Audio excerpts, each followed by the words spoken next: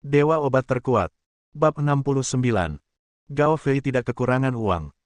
Uang yang dia terima dari Ye selama bertahun-tahun cukup untuk dia habiskan seumur hidup. Belum lagi 10 juta, kalaupun 1 juta, dia pasti setuju.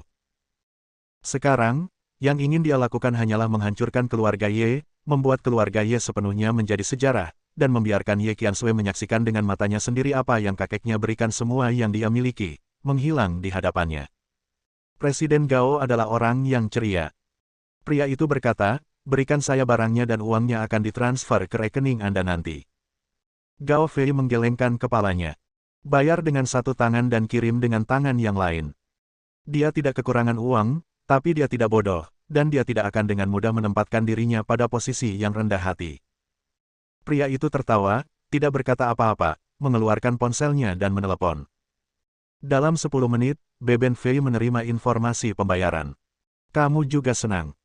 Dia mengeluarkan USB flash drive dari sakunya dan menyerahkannya kepada pria itu, dealer saluran yang kamu hubungi, harga dasar mereka, dan rencana proyek baru semuanya ada di dalamnya.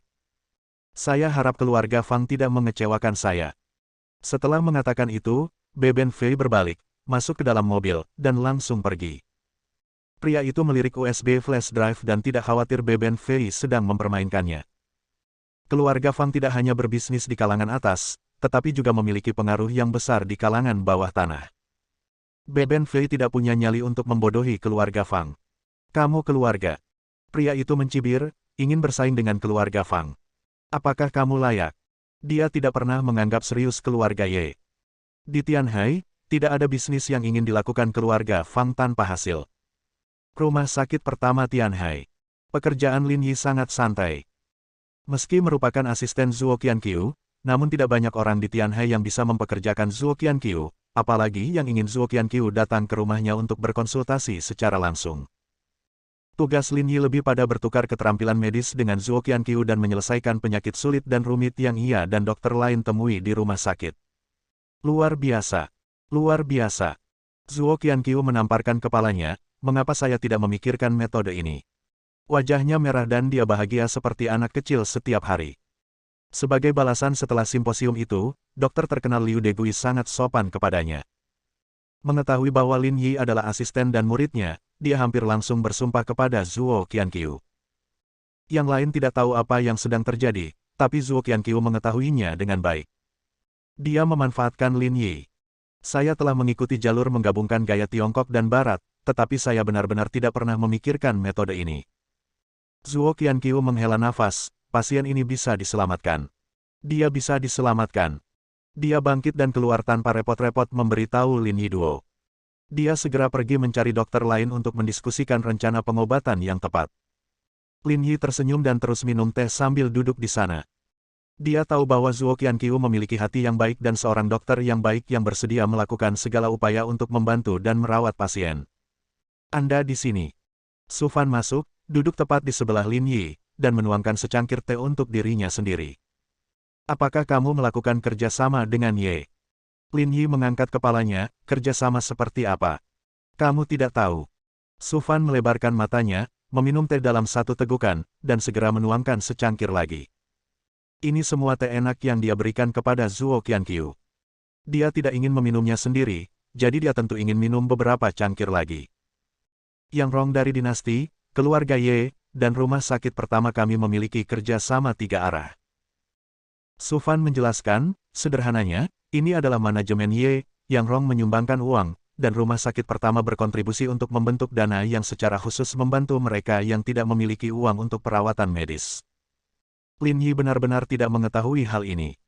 Dia tidak bertanya apa yang dilakukan Yang Rong. Dia tahu Yang Rong adalah orang yang cerdas dan tahu apa yang harus dilakukan dan apa yang tidak boleh dilakukan. Tapi ini adalah hal yang baik untuk didengar. Yang Rong tidak punya nyali untuk melakukan hal buruk lagi. Bagus. Lin Yi berkata, kamu tidak perlu memberitahuku hal ini. Mengapa tidak? Su Fan meminum 3 cangkir teh berturut-turut. Ye Qiansui menelepon saya dan meminta saya pergi ke rumah Ye untuk duduk bersama Yang Rong dan kami bertiga untuk mendiskusikan rencana tertentu. Anda harus pergi. Lin Yi memandang Su Fan, dan Su Fan menepuk pahanya. Bosmu Ye secara pribadi memanggilmu untuk pergi, kamu tidak mau pergi. Dia tidak tahu apa hubungan antara Lin Yi dan Ye Qiansui sekarang. Tidakkah dia mendengar bahwa Tuan Ye telah mengatur pertunangan untuk mereka berdua? Tapi melihat keakraban keduanya, sepertinya mereka bertunangan, tapi lebih buruk dari orang asing. Su Fan meminum semua teh di dalam teko dan berdiri. Waktunya sudah ditentukan, sore hari, nanti kita ke sana bersama. Setelah mengatakan itu, dia berbalik dan pergi. Untuk masalah sepenting itu, dia tetap ingin berbicara dengan pimpinan rumah sakit lainnya, meskipun itu hanya formalitas. Lin Yi tidak punya waktu untuk mengatakan apapun. Tentu saja dia tidak akan menolak. Dia tidak akan menolak Ye Qiansui apapun yang dia butuhkan darinya, meskipun dia tidak mengerti mengapa Ye Qiansui memintanya untuk ikut bersamanya. Lagi pula, baik praktik bisnis Ye maupun pekerjaan rumah sakit pertama tidak ada hubungannya dengan dia. Lin Yi tidak akan ikut campur. Dia merebus sepanci air lagi, mengeluarkan sekantong daun teh dari laci meja Zuo Qianqiu, dan melanjutkan menyeduh. Jam 3 sore adalah waktu Ye Qiansui dan yang lainnya membuat janji. Lin Yi mengemudi dan membawa Su Fan bersamanya dari rumah sakit pertama ke grup Ye. Hanya ketika Lin Yi mengantarnya, Su Fan merasa dia seperti wakil presiden. Jika tidak, bahkan di rumah sakit pertama, dengan Zuo Qianqiu di sini, statusnya akan jauh lebih rendah daripada Lin Yi. Kamu adalah asistenku sekarang. Su Fan terbatuk 2 kali dan berkata, saya telah berbuat salah padamu. Masih ada sedikit rasa bangga di wajahnya. Lin Yi mengabaikannya, membantu Su Fan memegang tasnya, dan langsung naik lift ke lantai paling atas. Lin Yi memasuki kantor Ye Qiansui untuk pertama kalinya. Dia masuk dan segera melihat Ye Qiansui duduk di sofa, dan Yang Rong di sisi lain. Dia juga menoleh, tetapi sepertinya dia hanya melihat Su Fan dan tidak memperhatikan Lin Yi sama sekali. Selamat datang, Dekan Su. Ye Qiansui berdiri dan berkata, silakan lewat sini. Hahaha, kita semua adalah teman lama, jadi jangan terlalu sopan. Su Fan tersenyum dan menoleh ke arah Lin Yi, ayo, Lin Yi, duduk di sini. Aku akan berdiri saja. Lin Yi berkata. Identitasnya hanya seorang asisten, bagaimana dia bisa duduk seperti mereka? Ketika Lin Yi tidak duduk, Su Fan tercengang. Jika dia tidak duduk, bagaimana dia bisa duduk? Jika anak ini kembali ke rumah sakit dan mengadu kepada Zuo Qianqiu, orang tua itu harus mencambuk dirinya sendiri. Sebelum Su Fan dapat berbicara, Yang Rong, yang sedang duduk di sana, tiba-tiba berdiri. Jika Lin Yi tidak duduk, dia bahkan tidak akan berani duduk. Suasana di kantor tiba-tiba menjadi sedikit aneh. Lin Yi menolak untuk duduk, dan Su Fan serta Yang Rong sebenarnya menolak untuk duduk. Ye Qiansui melirik mereka, dan tebakan di hatinya menjadi lebih pasti. Dia memandang Lin Yi dengan suara lembut. Apakah aku harus memintamu duduk? Kedua orang itu saling memandang, seperti pasangan yang sedang berperang dingin, dan ada sedikit tanda-tanda menggoda saat ini. Ye Qiansui duduk, mengulurkan tangannya dan menepuk tempat di sampingnya, tapi menatap Lin Yi, kemarilah, duduk di sini bersamaku. Bab 70. Suasana di kantor tiba-tiba menjadi sedikit ambigu. Posisi yang ditunjuk Ye Qiansui berada tepat di sebelahnya, seolah-olah dia sedang duduk di sebelahnya. Yang Rong tidak berkata apa-apa, menoleh sedikit, pura-pura tidak mendengar atau melihat. Su Fan sedikit penasaran dan menantikan untuk bertemu dengan kedua orang ini. Yang satu adalah apa yang Ye Qiansui katakan, dan mereka hanya berteman, sementara yang lainnya tidak pernah disebutkan sama sekali. Lin Yi, sebaliknya, sedikit terkejut. Dia melirik ke arah Ye Qiansui, tapi dia tidak menyangka bahwa dia akan membiarkan dia duduk di sebelahnya.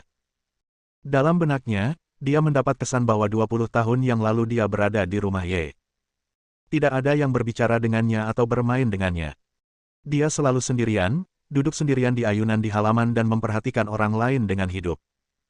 Saat itu, Ye Qiansui muncul di sampingnya, memanggilnya, duduk di sampingnya, dan bermain dengannya.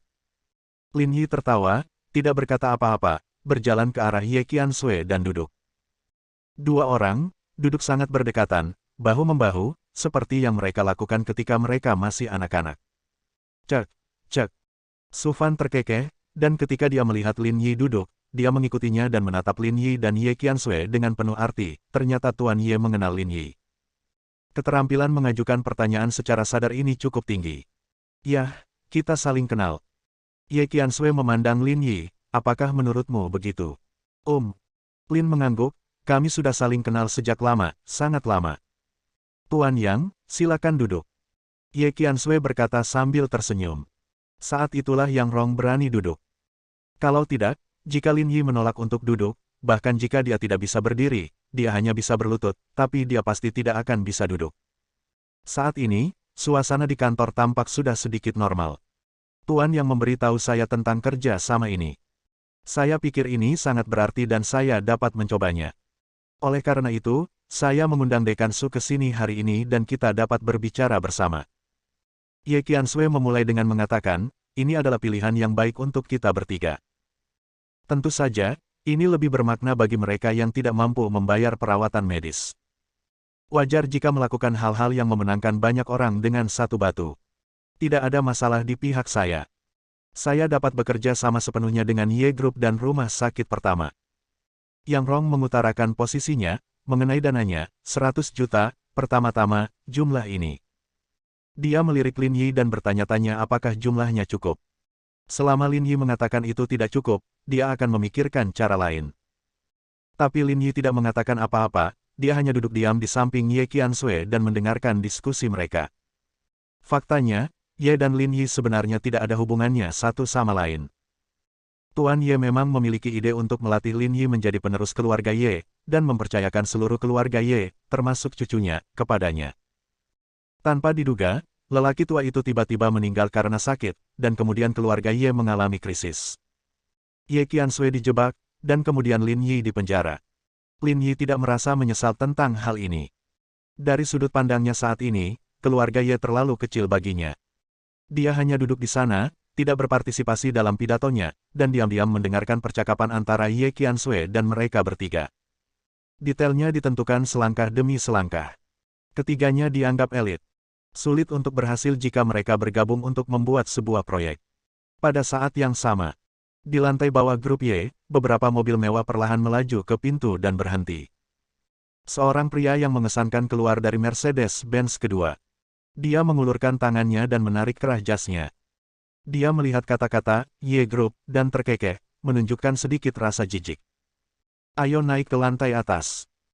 Dia berjalan langsung ke dalam gedung, diikuti oleh lebih dari selusin orang, semuanya mengenakan jas dan sepatu kulit, dengan temperamen yang luar biasa. Halo, bolehkah saya bertanya di mana Anda mencari? Ketika meja depan melihat seseorang masuk, dia segera menghampiri untuk bertanya, tetapi pria itu mengabaikannya sama sekali. Dia sepertinya tidak mendengar apa-apa dan langsung masuk ke dalam lift. Beberapa anak buahnya menghentikan wanita di meja depan, bertindak tegas dan mendominasi, seolah-olah ini adalah perusahaan mereka, bukan milik Ye. Tuan Fang, jika Anda meminta Ye untuk berhenti, saya tidak tahu apakah mereka akan setuju. Sekretaris yang mengikuti pria itu tersenyum datar, saya harap mereka memahami situasi saat ini dan tidak membiarkan diri mereka turun dari panggung. Fang Zaitian tidak memiliki ekspresi di wajahnya, menunduk. Dia datang ke pintu secara langsung untuk menatap Ye. Jika itu orang lain, dia tidak akan repot-repot mengatakan apapun dan hanya mengirim seseorang untuk mengatakannya. Ding! Pintu lift terbuka. Fang Zaitian keluar dan langsung menuju kantor Ye Qiansui. Halo, siapa kamu? Sekretaris Xiao Zhao baru saja menerima telepon dari meja depan dan melihat bahwa Fang Zaitian telah tiba. Dia segera meletakkan teleponnya dan berjalan cepat, menghentikan beberapa orang dan berkata, maaf, Anda perlu membuat janji bertemu Tuan. Kamu. Saya. Fang Zaitian tertawa, mengulurkan jarinya dan menunjuk ke wajahnya, Fang Zaitian. Membuat janji. Dia mencibir dan mengulurkan tangan untuk mendorong Xiao Zhao ke samping tanpa sopan santun. Kapan anggota keluarga Fang membuat janji bertemu dengan CEO keluarga Ye? Tuan Fang. Xiao Zhao ingin menghentikannya, tapi dia langsung ditahan oleh seseorang yang kasar dan brutal. Klik. Fang Zaitian mengulurkan tangan dan memutar pegangan pintu, bahkan tidak mau mengetuk. Dengan sekali klik, pintu terbuka, dan Fang Zaitian mendorong pintu hingga terbuka dan masuk. Ye Qiansui dan yang lainnya, yang sedang mendiskusikan berbagai hal di kantor, menoleh ke arahnya pada saat yang sama. Tidak ada yang mengira seseorang akan menerobos masuk tanpa mengetuk pintu. Ini tidak kasar, tapi juga sangat tidak sopan. Hei, mereka semua ada di sini. Fang Zaitian meliriknya dan matanya menatap Lin Yi sejenak, karena dia mengenal semua orang kecuali Lin Yi. Tuan Fang. Ye Qiansui sedikit mengernyit, dengan sedikit ketidakpuasan di wajahnya. Saya tidak tahu mengapa Tuan Fang ada waktu luang, jadi dia datang ke rumah Ye saya untuk jalan-jalan. Dia menerobos masuk begitu saja tanpa menyapa. Keluarga Fang seperti rumor yang beredar, mereka sombong dan tidak punya aturan sama sekali.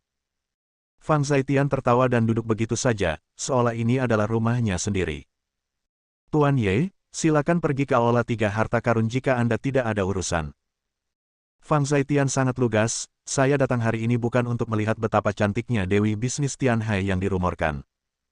Saya datang hari ini hanya untuk satu hal. Dia menatap Ye Qiansui, jejak keserakahan muncul di matanya. Keluarga Fang kami ingin mengerjakan proyek baru Ye. Tolong Tuan Ye segera menghentikan proyek Anda dan menjual semua informasinya kepada keluarga Fang. Apakah ini isyarat untuk membicarakan bisnis? Ekspresi Ye Qiansui tiba-tiba berubah. Bahkan Yang Rong tidak menyangka keluarga Fang akan begitu sombong dan berani datang secara langsung dan terang-terangan mencuri proyek Ye. Tentu saja Yang Rong tahu bahwa keluarga Fang sangat berkuasa di Tianhai, bahkan tidak lebih lemah dari keluarga Liu.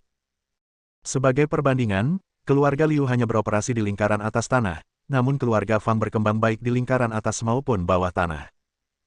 Bahkan ibu kota provinsi pun punya bayangannya, jadi di Tianhai, keluarga Fang memang pantas menjadi sombong. Tapi, ini keluarga Ye. Dia tanpa sadar melirik Lin Yi yang sedang duduk di sana. Dia sedikit khawatir sekarang, tapi sekarang dia tidak panik sama sekali. Jual kalau kamu bilang akan dijual. Benar saja, sebelum Ye Qiansui bisa mengatakan apapun, Lin Yi, yang duduk di sana, melirik ke arah Fang Zaitian dan berkata, kamu pikir kamu ini siapa? Bersambung.